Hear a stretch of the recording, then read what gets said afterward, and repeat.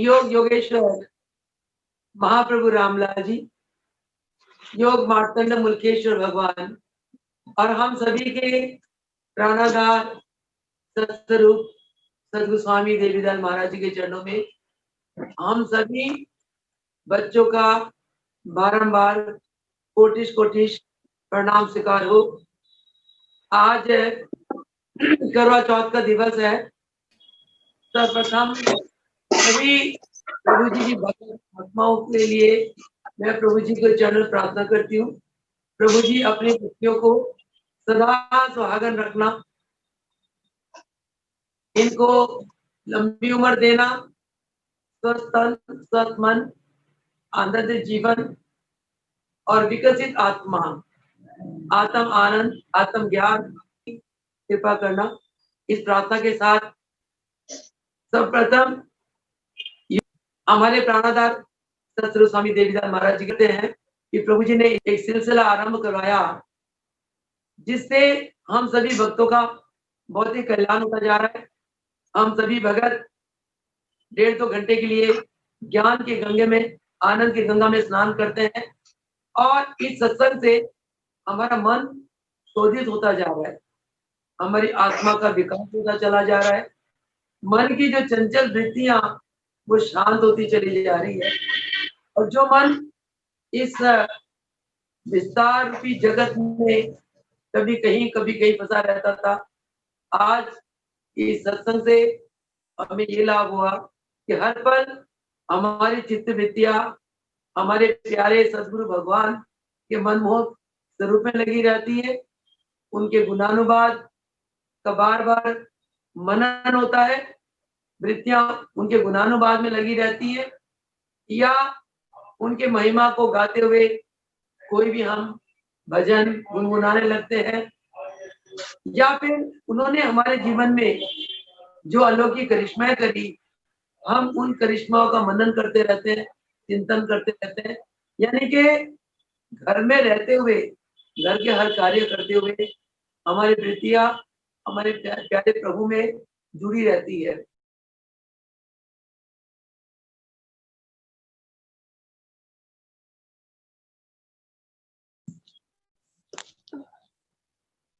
ये वृत्तियों का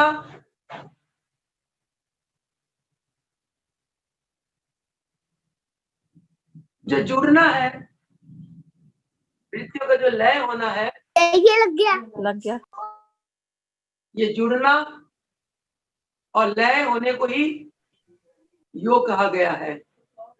आज जो व्यवहारिक ज्ञान हमारा चलता आ रहा था, उस व्यवहारिक ज्ञान में महाराज जी ने एक बहुत सुंदर ज्ञान दिया कि मन का संयम, कि मन का संयम एक बहुत ही महत्वपूर्ण कार्य है।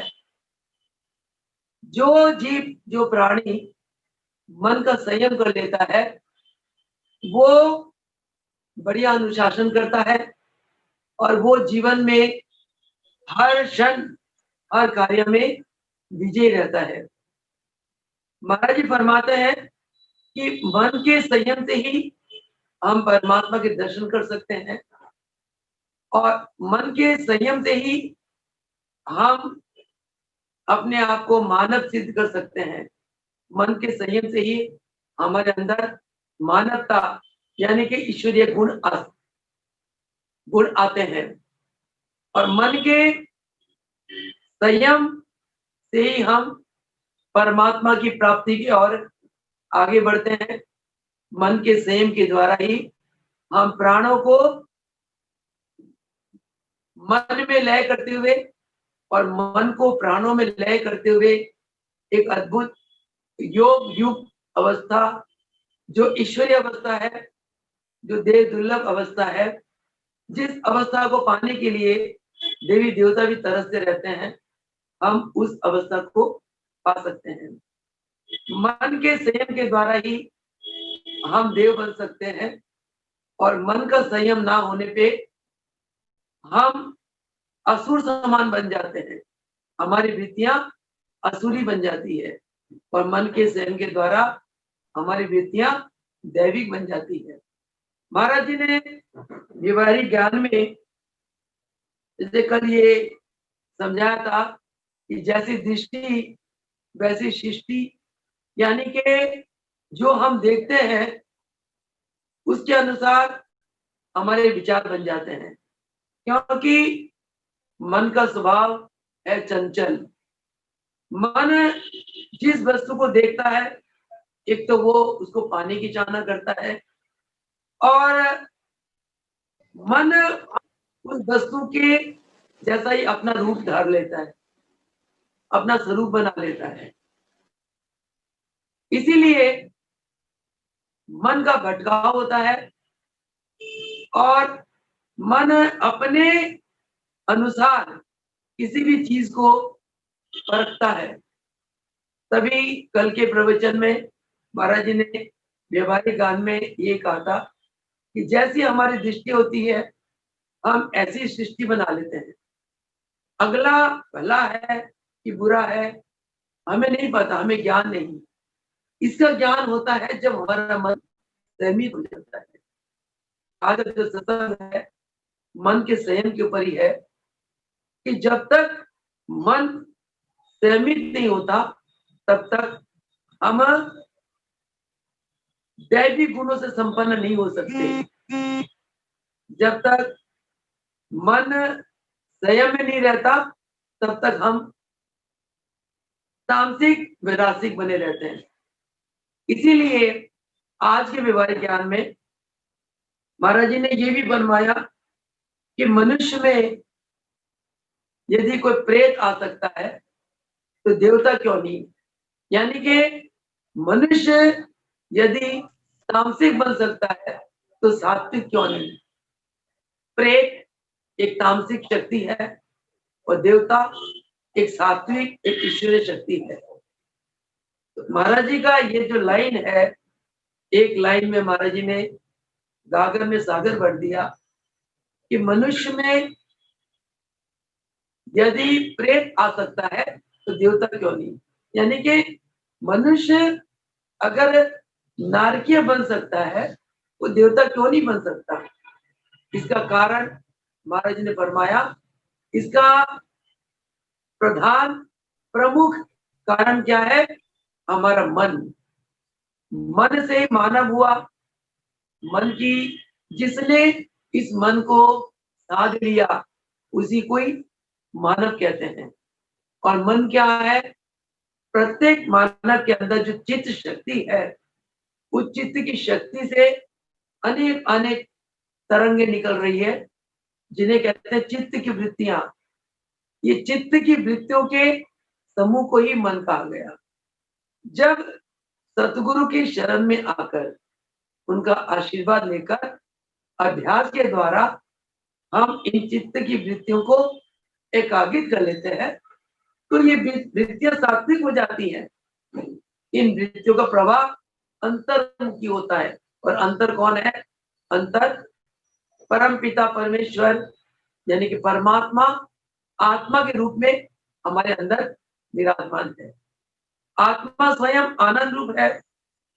हर रोज महाराज जी प्रवचन में कहलवाते हैं, आत्मा स्वयं आनंद रूप है, आत्मा ज्ञान स्वरूप है और आत्मा प्रकाश स्वरूप है। तो जो स्वयं आनंद में है, जो स्वयं ज्ञान में है, जो स्वयं प्रकाश में है, जब आप उनके संपर्क में जाओगे तो आप भी आनंद स्वरूप में हो जाओगे, आप भी ज्ञान स्वरूप में हो जाओगे और आप भी उनकी तरह दिव्य बन जाओगे। तो जैसे अंदर प्रत्येक मानव के घट में आत्मा विराजमान है। जब आप चित्त की चंचल वृत्तियां चित्त में समाहित करके अंदर की जगत में यात्रा करोगे तो आपको आत्म आनंद, आत्म सुख, आत्म प्रकाश, आत्म ज्ञान की प्राप्ति होगी। और तब आपका स्वरूप क्या हो जाएगा, आपके मन का स्वरूप देवत्व देव बन जाएगा, देवता जैसा बन जाएगा। इसके विपरीत जब वही वृत्तियां संसार की ओर जाती हैं वो और चंचल हो जाती है, क्योंकि संसार में विस्तार बहुत है। संसार की सभी वस्तुएं अनित्य है, नाशवान है। तो नाशवान वस्तुओं में फंसकर हमारी वृत्तियां भी नाशवान हो जाती है। संसार में काम है, क्रोध है, लोभ है, मोह है, अहंकार है। तो वृत्तियां जब संसार की तरफ जाती है तब वो भी कामी बन जाती है, क्रोधी बन जाती है, मोहयुक्त बन जाती है, लोभी बन जाती है, वही वृत्तियां अहंकारी बन जाती है। और हम सभी को पता है, गुरुदेव का फरमान है कि अहंकार मानव का सबसे बड़ा शत्रु। रावण जैसा इतना महान पंडित, महान विद्वान, जिसने इतना तप करके भगवान शंकर को प्रसन्न किया और अमर तत्व का वरदान लिया, उस रावण का भी एक दिन विनाश हुआ केवल अहंकार के कारण। वही राम, उनके अंदर भी वही ईश्वर सत्ता विद्यमान है, ईश्वर शक्ति के मालिक। केवल भगवान राम अपने मर्यादाओं के कारण, अपने संयम के कारण, अपने नम्रता के, पवित्र आत्मा के कारण और आत्म स्थित में होने के कारण भगवान राम विजय हुए और सारा संसार भगवान राम की पूजा करते। राम गुरु वशिष्ठ के शरण में जाकर जब आत्मज्ञानी बने तब वो भगवान बन गए। उच्च आत्मा ही गुरु के शरण में जाकर आत्म अवस्था को प्राप्त करती है। आत्मा के जन्मों की ये कर्म होते हैं, शुभ कर्म है। महाराज जी फरमाते हैं, कोई आत्मा जब घट को छोड़ती है, अपने कर्म और स्वभाव को लेकर छोड़ती है, अगले घट में जब प्रवेश करती है, वही कर्म और स्वभाव के वश वो आत्मा कार्य करती है। अगले जन्म में वो आत्मा पिछले जन्म के कर्मों का फल भुगतती है और अगले जन्म में वह आत्मा अपना स्वभाव प्रदर्शित करती है। तो सारी बातों का एक ही सार है कि महाराज जी ने जो फरमाया कि मनुष्य में यदि प्रेत आ सकता है तो देवता क्यों नहीं। यानी कि मनुष्य अपने ही मन के संयम के कारण देवता बन जाता है और मन के संयम ना होने के कारण वो असुर बन जाता है। महाराज जी फरमाते हैं कि हमारे मन के ऊपर देखने सुनने का बहुत प्रभाव पड़ता है और ये मन की इच्छाओं के कारण ही मनुष्य बार बार जन्म लेता है। मन के कारण ही मनुष्य अगले जन्म में कोई स्त्री बनता है, कोई पुरुष बनता है और जो संबंधियां बनते हैं ये मन के संस्कार के कारण संबंध बनते हैं और इस मनुष्य तन को छोड़ने के बाद ये सभी संबंध छूट जाते हैं, टूट जाते हैं। यानी कि कहने का भाव ये है, आत्मा अकेला इस घट में प्रवेश करता है और अकेला ही इस घट को छोड़ देता है। एक भगत ने, कवि ने गाया, जिंदगी में हजारों से मेले जुड़े, जिंदगी में हजारों से मेले जुड़े, हंस जब जब उड़ा अकेला उड़ा। ना कोई राजा रहा, ना रानी नहीं, ये सारी 2 दिन की कहानी रही। यहाँ की वस्तु हर एक आनी जानी रही। तब वो कवि कहता है, तेरा ये तो नहीं किसी काम का, देख ले सारा जमाना है शुभ कर्म का। सोच ले तो अपने इंजाम का, सोच ले रे तो अपने अंजाम का, नाम रट ले मधुर मन, भगवान राम का नाम रट ले तू मधुर मन सतगुरु का। यानी कि ये मन संयमित हो सकता है अगर हम श्वास प्रश्वास में गुरु मंत्र का जाप करें और मन की चंचल वृत्तियों को संयमित करने के लिए हम आंखों का त्राटक करें, जबान को संयमित करने के लिए क्योंकि जबान के द्वारा भी मन चंचल होता है, कानों के द्वारा भी मन चंचल होता है। महाराज जी फरमाते हैं 3 प्रधान इंद्रियां हैं, आंख, कान और जुबान। इन तीनों इंद्रियों के कारण हमारा मन चंचल हो जाता है और मन की चंचलता के कारण ही हम मानव से अमानव बन जाते हैं, यानी कि देवता से असुर बन जाते हैं।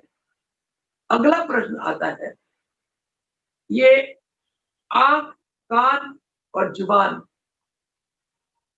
इनको कैसे संयमित किया जाए?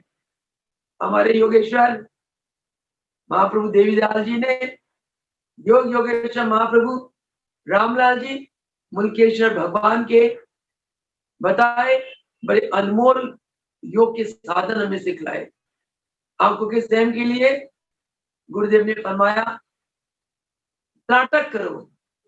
त्राटक मुद्रा एक ऐसी मुद्रा है जिसके द्वारा आप आंखों को संयमित कर लेते हैं, आपकी दृष्टि आपके संयम में आ जाती है।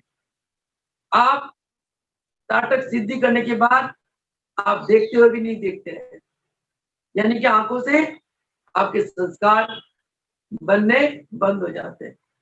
इसके बाद क्योंकि जब तक आपकी दृष्टि संयम में नहीं है तब तक आप जो कुछ देखते हैं उसमें आसक्त हो जाते हैं। ये आसक्ति ही जन्म मरण का मूल कारण है। आसक्ति जब छूट जाती है, खत्म हो जाती है, आप संसार के हर वस्तु के प्रति आप अनासक्त हो जाते हैं, तब आपको एक जीवन मुक्त अवस्था की प्राप्ति होती है और जिस अवस्था के बाद आप मोक्षी हो जाते हैं। ये एक इतनी महान विज्ञान है, इतनी महान विद्या है। तो मैं भार फुट रहे हुण में हाथ नहीं लांदी संयमित करना है। अगर मैं कर को बट्टा तो बना रहे साथ को छोटा खेचरी मुद्रा बताई, यानी कि जबान को उल्टाकर तालू में लगाए, खेचरी मुद्रा। खेचरी मुद्रा से आपकी जबान संयमित हो जाती है और जबान के संयमित होने पर आपके मन की चंचलता खत्म हो जाती है। मन की चंचलता जहां खत्म हो गई उसी को मन का संयम अवस्था कहते हैं। इसके बाद महाराज जी ने षण्मुखी मुद्रा के बारे में बताई, कानों के संयम के लिए।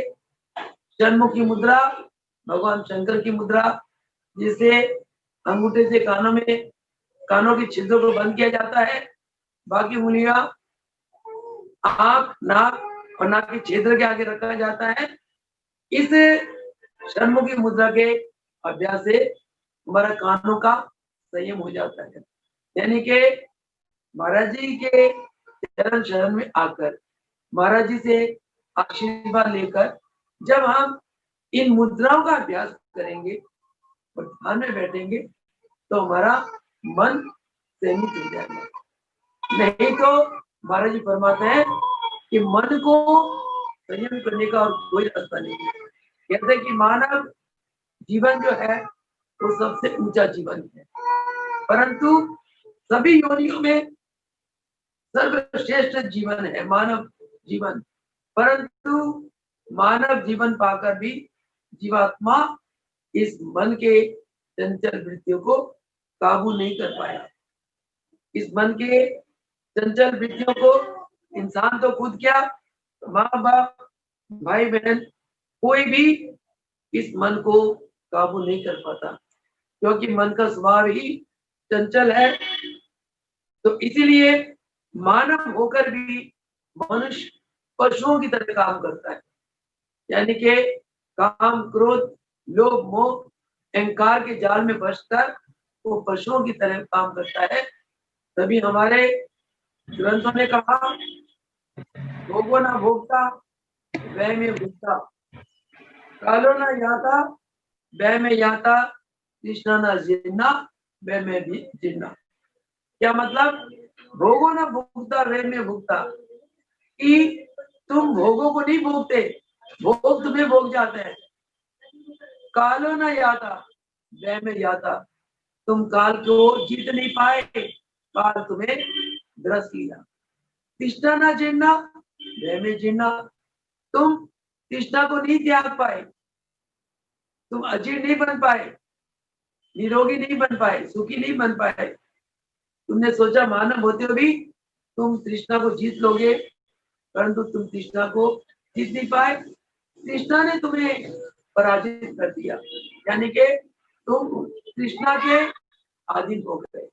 तो ये मनुष्य की ये गति है। तो इन सभी बातों से मनुष्य बंधा हुआ है, और इसका मुख्य कारण महाराज जी फरमाते, इसका प्रमुख कारण क्या है कि मनुष्य इतने बंधन में फंसा हुआ है, इसका मुख्य प्रमुख कारण है मन की चंचल वृत्तियां। मन अपने चंचल वृत्तियों के कारण, जैसे महाराज जी ने फरमाया कि जैसा देखता है वो ऐसे बन जाता है और ऐसा ही सोचने लगता है। तो महाराज जी फरमाते अगर हम एक मन को काबू कर ले तो सब कुछ समझ जाएगा। एक मन को काबू करना अत्यंत आवश्यक है।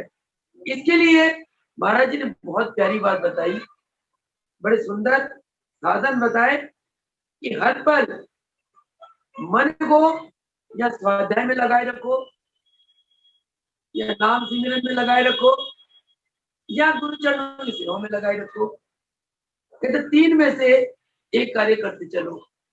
आप घर में हैं, घर में कार्य कर रहे हो, कार्य करते करते मन को सिमरन में लगाए रखो। महाराज जी फरमाते हैं ना कि आप अगर आने वाले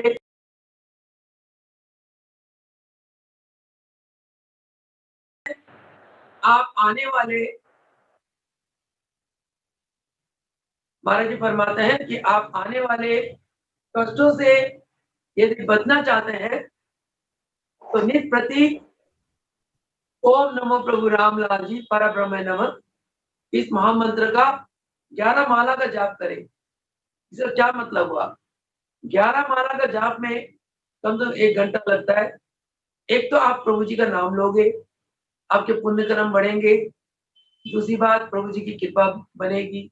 तीसरी बात, जब हम लगातार बैठकर अजपा जाप करते हैं तो हमारा मन लय हो जाता है, और मन के साथ साथ प्राण भी लय हो जाते हैं, और इस प्रकार आपका मन आपके काबू में आ जाता है। मन को लय करना ही मन को काबू करना है, और लय होते ही मन एक आनंद रूप ले लेता है, एक शांत रूप ले लेता है, और उस मन के अंदर प्रकाश के दर्शन होते हैं।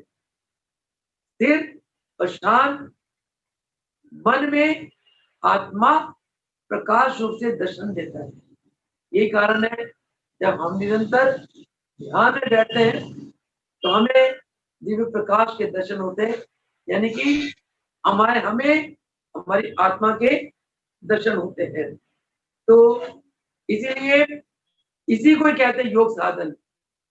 महाराज जी फरमाते हैं कि योग साधन एक ऐसा साधन है जिसके द्वारा हम अपने मन को काबू कर सकते हैं, और केवल ये बात गुरु की शक्ति से ही संभव है। इसलिए कहते हैं कि गुरु के चरणों में शरण लेकर गुरु की शक्ति से हम संयमी बन सकते हैं। मन का संयम, आत्मा का संयम केवल गुरु की शरण में आकर गुरु की शक्ति से ही संभव है। अगर एक बार हमारा मन संयमित हो गया तो जीवन में हम जो भी कार्य करेंगे सभी कार्यों में हम विजयी होंगे। और महाराज जी फरमाते हैं केवल संयमित मन के द्वारा ही हम बढ़िया अनुशासन चला सकते हैं। जैसे घर का जो मुखिया है, अगर वो घर को सुंदर ढंग से चलाना चाहता है तो उसका मन संयमित होना पड़ेगा। आप माँ है, आप पिता है, आप बच्चों को अनुशासित बनाना चाहते हैं, आप घर में अनुशासन मेंटेन करना चाहते हैं, तो आपको सर्वप्रथम अपने मन को संयमित करना होगा। मन को संयमित करना केवल मानव के संभव है। और महाराज जी फरमाते हैं कि मन को इतना बढ़िया बना दो कि मन को जिधर लगाओ वो उधर ही लग जाए। यानी कि जिस कार्य में मन को लगाओ उस कार्य में आपका मन लय हो जाए। और इस लयता का नाम ही योग है। मैंने महाराज से पूछा, महाराज जी आप जी फरमाते हैं कि 3-3 घंटे सुबह शाम ध्यान में बैठा करो, कि महाराज जी आप जी के चरणों की सेवा में इतना आनंद मिलता है कि लगता है कि हर पल आप जी के चरणों की सेवा ही करते रहो। और सेवा करके जैसे शरीर थक जाता है, फिर महाराज जी ध्यान में बैठते ही नींद आ जाती है। तब महाराज ने एक बात कही, बेटा सेवा परम धर्म है। सेवा जन्म जन्मांतरों के कर्म संस्कार को काटने के लिए एक अति उत्तम साधन है। तो अगर तुम चाहते हो कि सेवा के साथ साथ तुम्हें ध्यान की शक्ति मिले, तो कहते हैं जिस सेवा को तुम कर रहे हो उस सेवा में अपने मन को लय कर दो। जो भी सेवा कर रहे हो उस सेवा को तल्लीनता के मन को एकाग्रित करते हुए करो, तब तुम्हारा मन अपने आप ध्यानित हो जाएगा।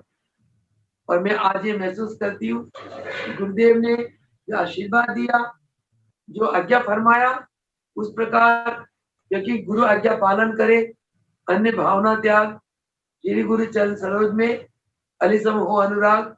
भगवान शंकर ने माँ पार्वती को गीता में फरमाया। तो गुरु आज्ञा का पालन करते हुए जितना भी सेवा प्रभु जी ने इस शरीर से ली और सेवा में जितनी तल्लीनता मिली, तो उसका रिजल्ट आज हमें मिल रहा है कि प्रभु की कृपा से प्रभु ने जिस हाल में रखा उसी हाल में मन लय हो गया। प्रभु जी ने जिस कार्य में रखा उसी कार्य में मन लय हो गया। अगर लॉकडाउन के दिन है, नो टेंशन, आनंद ही आनंद है। अगर बिना लॉकडाउन के दिन थे, इतनी सेवाएं की, आज यहाँ फंक्शन, आज वहां फंक्शन, आश्रम के देखना, योग कराना, भक्तों के साथ बैठ के सत्संग करना, उसमें भी व्यस्त जीवन था बहुत ज्यादा और बहुत ही आनंद रहा। अब लॉकडाउन है, पता ही नहीं चल रहा कब सुबह होती है कब रात हो जाती है, तो दिन इतना आनंद से कट जाता है। ये तब होता है जब जिस हाल में भगवान हमें रखते हैं, हम उसी हाल में हमारा मन उस वातावरण, उस परिस्थिति के अनुसार लय हो जाए। आप भगत भी घर में अपने परिवार के साथ हैं, परिवार वाले जो भी कार्य करते हैं उनके साथ जिस ढंग से भी रहते हो, हर पल इतने सुंदर ढंग से रहो कि हर काम में, हर वातावरण में आपका मन लय हो जाए, यानी कि एडजस्टिव। ये तब होगा जब आप अपने मन को सुंदर बना लोगे। सुंदर मन कौन सा? सुंदर मन संयमित। अगर कोई आपके सामने परिवार का कोई भी क्रोध कर रहा है, आप संयमित हो जाओ, संयम बरत लो। कोई ज्यादा परेशान हो रहा है, आप संयमित रहे।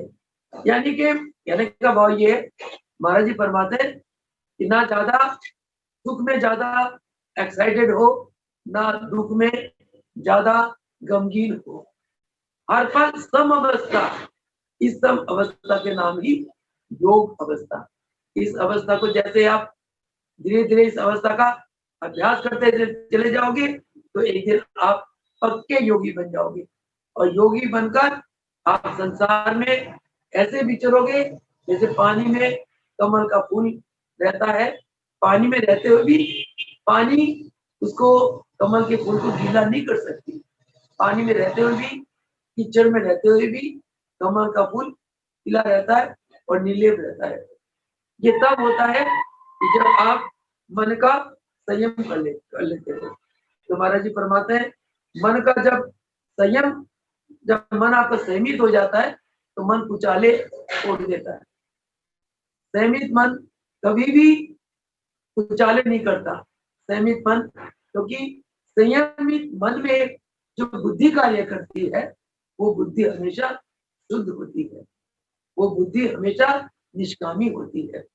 और जो मन संयमित नहीं है, उस मन में हमेशा स्वार्थ की भावना होती है, और संयमित मन में हमेशा परमार्थ की भावना होती है। संयमित मन निष्काम कर्म करता है। तो इसीलिए महाराज जी ने आज जो मन के ऊपर ये जो आज सत्संग कराया कि मन को संयमित करना हमारे जीवन का प्रमुख लक्ष्य है। और जब मन आपका संयमित हो जाएगा तो आपके विचार उच्च हो जाएंगे।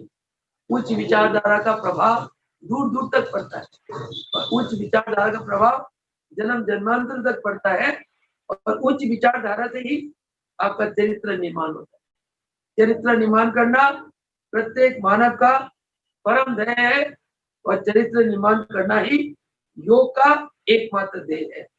चरित्र निर्माण से आपका देश बढ़िया हो जाएगा। चरित्र निर्माण से आपकी समाज ऊपर उठ जाएगी, और चरित्र निर्माण से आप जन्म जन्मांतरों तक अपने अच्छे शुद्ध पवित्र चरित्र से आप जन्म जन्मांतरों तक सुखी रहोगे। क्योंकि महाराज जी का फरमान है, जब आत्मा अभी आपको महाराज जी ने कहलवाया, आत्मा घट छोड़ती है, अपने स्वभाव को लेकर छोड़ती है। तो इसी जीवन में जब आप अपने मन को पवित्र शुद्ध बना लोगे, संयमित बना लोगे, स्वभाव को बढ़िया बना लोगे, तो जन्म जन्मांतर तक आपको इस स्वभाव का सुख और आनंद मिलेगा। तो इसीलिए महाराज जी फरमाते हैं कि हर एक व्यक्ति एक सा नहीं होता, क्योंकि हर एक व्यक्ति का स्वभाव अलग अलग होता है। तो परेशानी तब आती है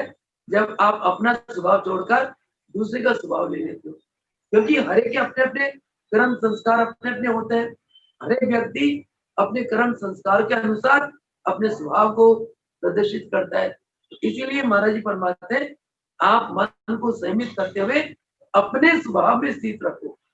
साधु है तो साधु का स्वभाव प्रदर्शित करो, योगी हो तो योगी का गुण प्रदर्शित करो।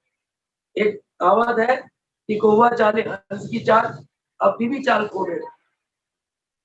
तो हम अगर किसी और के स्वभाव को नकल करते हैं तो हमारा अपना स्वभाव भी चला जाता है।